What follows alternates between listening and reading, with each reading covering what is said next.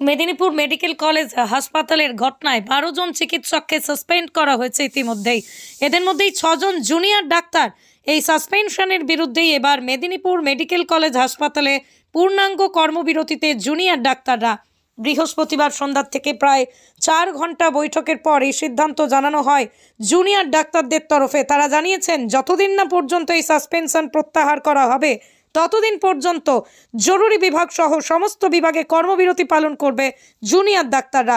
অন্যদিকে এই ঘটনায় স্বাস্থ্য দপ্তরের তরফে ইতিমধ্যে মেদিনীপুর কোতোয়ালি থানায় লিখিত অভিযোগ দায়ের করা হয়েছে বলে এই সূত্রের খবর। মেদিনীপুর মেডিকেল কলেজ ও হাসপাতালে জুনিয়র ডাক্তাররা মানে ইন্টার্ন, হাউস স্টাফ এবং পিজিটি গভীর ক্ষোভ ও দুঃখের সঙ্গে প্রশাসনের এই সিদ্ধান্তকে প্রত্যাখ্যান করছি, যেখানে প্রসূতি এবং অ্যানেস্থেসিয়া বিভাগের 6 জন জুনিয়র ডাক্তারের সাসপেনশন ঘোষণা করা হয়েছে এবং তাদের এগেনস্টে এফআইআর লঞ্চ করা হয়েছে।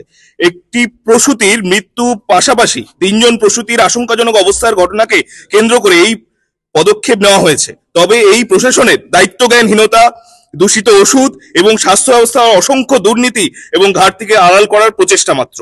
সবচেয়ে বেদনাদায়ক বিষয় হলো এই ঘটনায় জীবন বাঁচানোর জন্য আপ্রাণ চেষ্টা করা অন ডিউটি জুনিয়র ট্রেনি ডক্টরদের সমাজের শত্রু হিসেবে দেখানো হচ্ছে। এই অপমান সহ্য করার কোনো প্রশ্নই ওঠে না।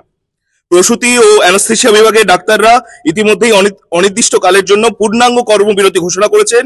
আমরা মেদিনীপুর মেডিকেল কলেজের ও হাসপাতালে সমস্ত জুনিয়র ডাক্তাররা এই নৈতিক সংকটে আমাদের সহকর্মীদের পাশে আছি এবং জানাচ্ছি, আগামী শুক্রবার 17 জানুয়ারি 2024 সকাল 8টা থেকে সম্পূর্ণ কর্মবিরতি শুরু করা হবে এবং যতক্ষণ না এই কর্মবিরতি চলবে, যতক্ষণ না পরবর্তী ঘোষণা আসছে।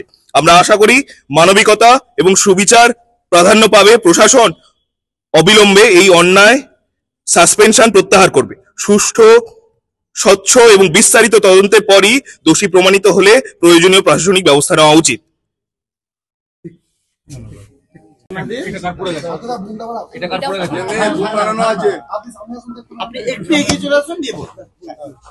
আমরা মিদনাপুর মেডিকেল কলেজ ও হাসপাতালের অ্যানাস্থেসিওলজি এবং অবস্টেট্রিক্স গাইনোকোলজি বিভাগের পোস্ট গ্রাজুয়েট ট্রেনিরা 16 তারিখ জানুয়ারি মাসের 16 তারিখ বিকেল 2টো নাগাদ রাজ্য সরকারের মাধ্যমে মিডিয়ায় প্রকাশিত 6 পিজিটি সাসপেনশনকে কঠোরভাবে নিন্দা জানাই।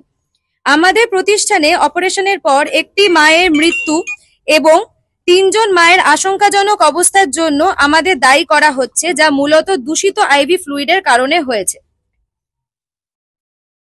পিজিটিরা সিনিয়র ফ্যাকাল্টি এবং প্রশাসনিক কর্তৃপক্ষের সরাসরি তত্ত্বাবধানে কাজ করে এবং দূষিত স্যালাইনের স্টক বিলম্বে সাসপেনশন হওয়া একটি কাঠামোগত ব্যর্থতা।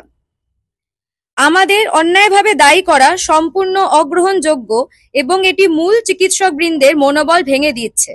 এই ধরনের অন্যায় সিদ্ধান্তের বিরুদ্ধে একাত্মতা প্রকাশ করতে এবং ন্যায় বিচারের দাবিতে আমরা বাধ্য হয়েছি আজ থেকে জরুরি এবং অজরুরি পরিষেবা অনির্দিষ্টকালের জন্য বন্ধ রাখতে।